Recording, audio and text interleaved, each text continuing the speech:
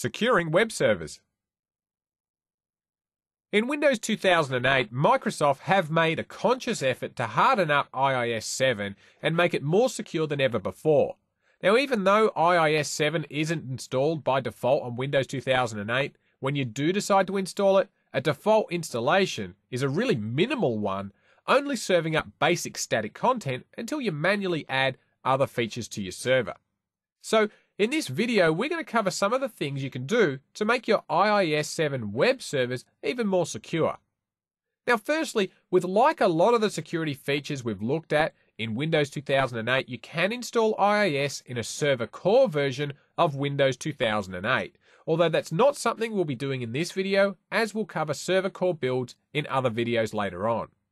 A big part of your web security is how you handle authentication. When people access your site and its content, is it going to be anonymous, meaning anyone can view and access your content? Or is it based on some sort of permissions, like a website form, Windows authentication, or some other mechanism? Now, even though we've mentioned authentication here, since it is important, it's not something that we'll be covering in this video, since we'll have another video dedicated to that topic. We'll be talking about removing any unused IIS components, since there's no point having things installed on your web server if they aren't being actively used, because every feature of IIS that isn't being used will not only waste system resources and increase the overall attack surface of your server, and both of those things are something we should be actively trying to reduce. By configuring a unique binding as well, this can prevent IIS from listening on all of the IP addresses that are configured on the server. This means that we can also configure IIS to respond only to requests for a specific host name and not a blanket response to anything that attempts to contact port 80. And that's going to prevent attacks that try to iterate through a range of IP addresses, so we're going to see how we can configure this as well. Now, in the past, there were security vulnerabilities that allowed attackers to run executable files in the system directories of Windows. Now, even though IIS 7 has been designed to protect against these types of attacks, even Microsoft themselves recommend moving your website content to another disk just in case, so we'll see how we can move our IIS root directories elsewhere. Then we'll discuss permissions and find out how we can use NTFS permissions to further secure the content of our website. SSL allows us to encrypt traffic, so we'll see how we can further secure our server by utilizing a secure sockets layer connection. We'll take a look at URL authorization, which lets us allow or deny users from accessing our website, so we're going to see how we can take advantage of that feature. And finally, we'll talk about IPv4 and domain name restrictions, which lets us allow or deny people coming from certain IP addresses and domains from accessing our websites as well. So there's a lot that we need to cover here, and even though IIS 7 on Windows Server 2008 provides the best security ever in a default installation of IIS, as you've seen, there's still many things to consider before you make your website available to the broader internet.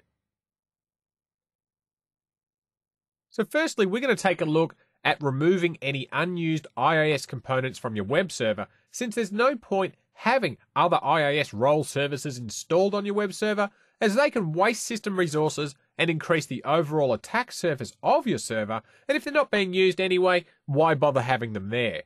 So we'll go and click on the Server Management Console icon, and then we'll select Roles, and then we'll scroll down here, and on the right side we'll choose Remove Role Services.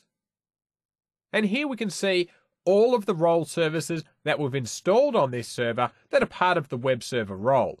So to remove any unwanted role services, simply uncheck the box next to each role service that you want to remove, and then click Next, and then Remove.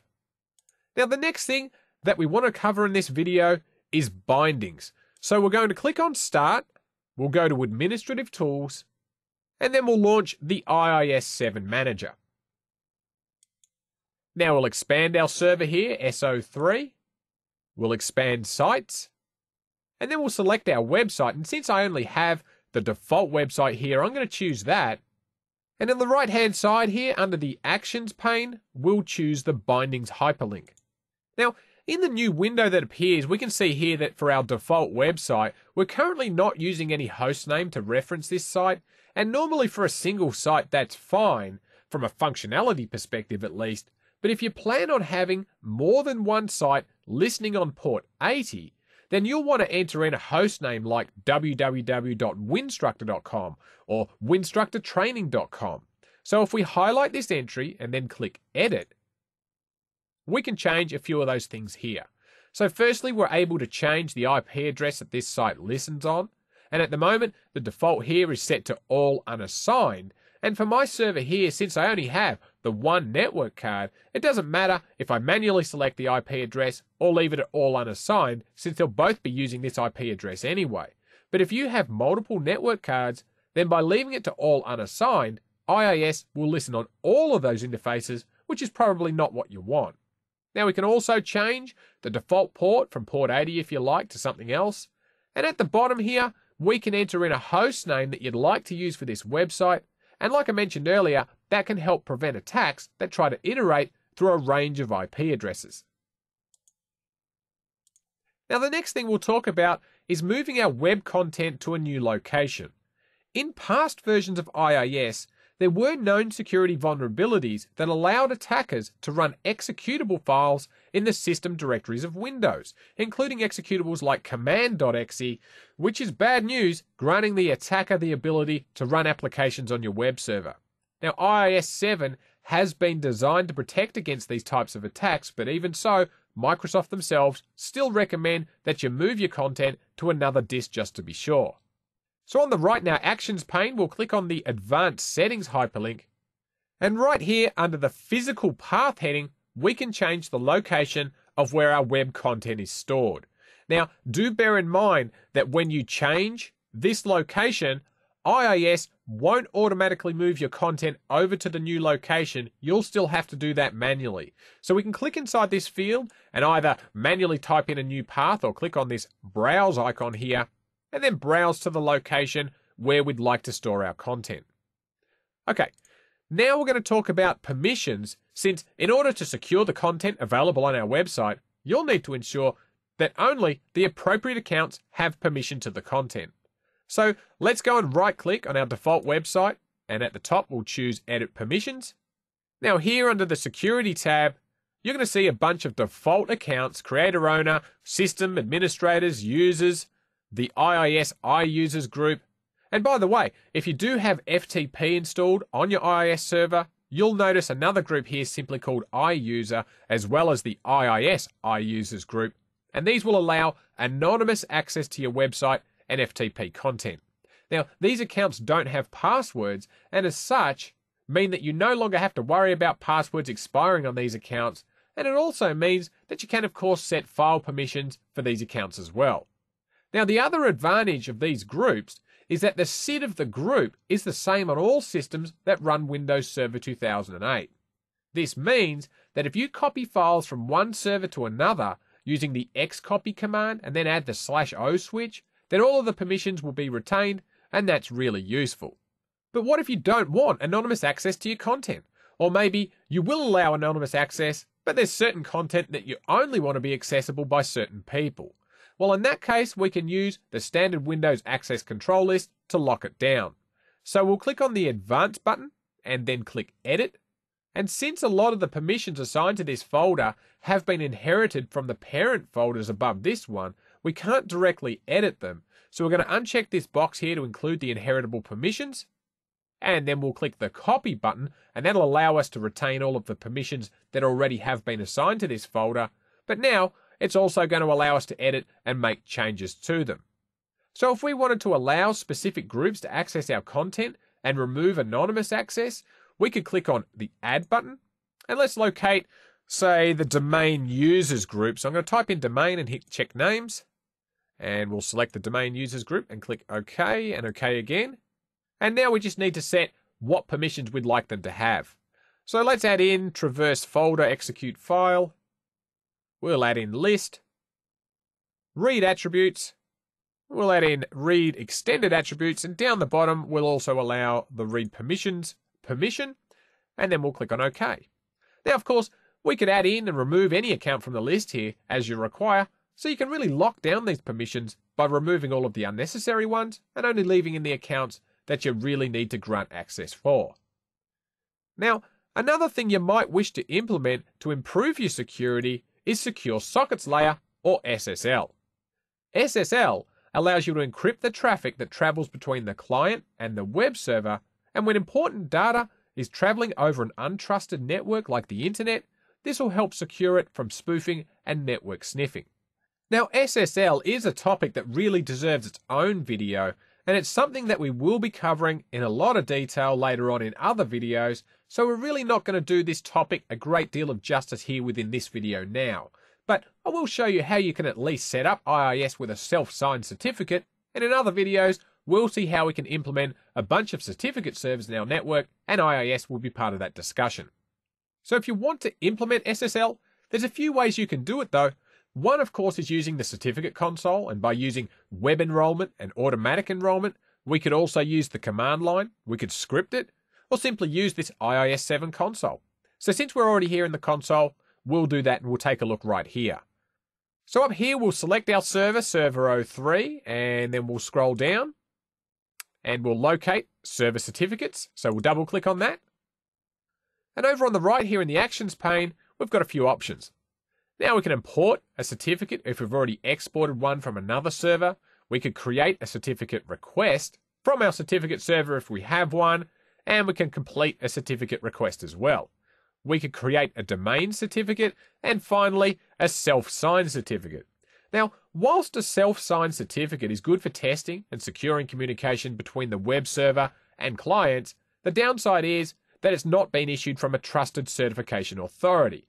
In other words, it's only this server that's verifying that it's this server, not a third-party machine that's vouching for this server's authenticity. But that's okay for our lab here. It's fine for me to utilize a self-signed certificate, and the bonus is that it's free to create, and we don't need any other machines to create it. So we'll click on Create Self-Signed Certificate, and we'll need to specify a name for this certificate, so I'm just going to call this Test, and then we'll click on OK. All right, well, there's our certificate, which has been issued to this machine, and if we scroll across, we can see it's been issued by this machine. And if we scroll across a bit further, we can see when it's due to expire and the certificate hash. So now that we have a certificate, we're able to configure our website to use it. So we'll select our default website again, and in the Actions pane, we'll choose the Bindings link, and then we'll click on Add. So from our first drop-down box here, we're now able to select this, and we can choose HTTPS, as that was unable before since we didn't have a certificate. So we'll select that, and this will change our port here from the default of port 80 to port 443, which is the default SSL port. And the final thing we'll need to do is to select our test certificate from the drop-down box here. Now we can also view the details of the certificate if we like. And if you're new to certificate services, I'd recommend that you have a look in here. All right, now we'll click on OK, and we can see that we now have two bindings for our website, one for regular HTTP on port 80, and the second using SSL on port 443. So if we now go and open up Internet Explorer, and we'll navigate to our web server, which is this server, so3.winstructorlab.com, and we'll hit enter. You'll see we'll get back the default page for our default website, and this, of course, is using regular old HTTP using port 80. But if we go and change our HTTP to HTTPS and hit enter, Internet Explorer tells us that we're about to switch to a secure connection. The page loads, and at the top, you can see in the address bar that we have this little padlock icon. And if we click this, it tells us a little bit more information about this connection. Now, the next feature of IIS I want to cover is URL authorization, which we can use to grant or deny access to users based on the URL they want to access. So we'll select our default website here, and we'll scroll down a bit, and we'll double click on authorization rules. And currently we do have one default rule, and that's to allow all users access to our site. But in the actions pane, we can create new rules, either allow or deny rules. Now, it doesn't really matter which one I select here since the window that pops up is identical. The only difference between the two is that one's for allowing people to access your site and the other's for preventing people from accessing your site. So let's just click on Deny Rule. And this, of course, will allow us to deny access to either all users, so nobody can access the site, which is certainly secure, but it's not very effective since there's no point having one if nobody can access it. We could also deny anonymous users from accessing the site. We could deny specific roles or users. For example, we could deny members of the sales group or the marketing group access. Now, we could also specify individual users, so we could prevent Bob from accessing this website. And finally, we can apply our deny rule here to only specific HTTP verbs such as get, post, put, delete, connect, and so forth. Now, the final thing that we need to cover in this video is IPv4 and domain name restrictions, which allow us to grant or deny access to our web server based upon the IP address or domain that the incoming connection is coming from. So we'll go back to our default website and we'll scroll down and we'll click on IPv4 address and domain name restrictions. We'll double click on that. And in our actions menu, we can select either an allow entry or a deny one, and both of these are exactly the same, so I'm not going to look at both of them. The only difference, of course, is that one is going to allow people to access our site, and the other, of course, is going to deny them access. So since the default is to allow access, let's click on Add Deny Entry, and we can enter in either a specific domain, an IP address, or a range of IP addresses. So let's say that you have a specific IP address in mind.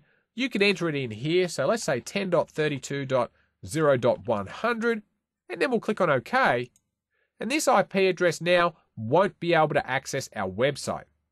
Now, I did say that the default is to allow everyone to access our website, but we just denied a single IP address from accessing it. But if you want to configure your website the other way around and deny everyone, but then add in a specific IP address to allow access to, we'll click on Edit Feature Settings, and we'll change this drop-down box from the default of allow to deny. And now, no one will have access to our site unless we explicitly define an allow entry. In this video, we've talked about IIS website security. We've discussed removing any unused IIS components, since if you're not using them, removing them will also remove those potential areas for attack. We've discussed creating unique bindings for each of your websites, moving the default root directories to another disk, and configuring permissions to allow or grant users access to your web content. We also talked about implementing SSL and URL authorization, and then we finished with a discussion about using IP address and domain name restrictions to grant or deny access based upon the IP address or domain name. Security is an important aspect of any computer nowadays, and if you're administering or designing public-facing computers like web servers, you need to be especially vigilant in ensuring that you're presenting a server that's as secure as possible. We hope you've enjoyed this video and would like to thank you for supporting Winstructor.